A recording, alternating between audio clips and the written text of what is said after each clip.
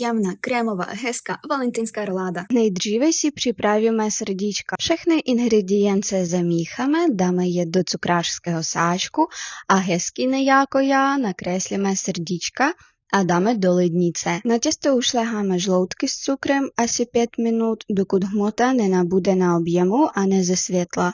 Přidáme olej, mouku a kypřící prášek. Zvlášť vyšleháme bílky, pokud chcete, aby piškot byl nadýchaný, postupně přidávejte je do hlavní hmoty a opatrně pomíchávejte silikonovou stěrkou, dokud nevznikne hladká, homogenní konzistence bez hrudek.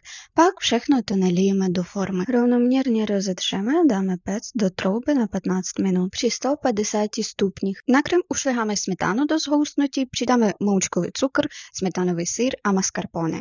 Krém by měl být jemný, ale není tekutý. Namážeme jim náš piškot, uděláme roládu A jen se podívejte, jaká nám vyšla.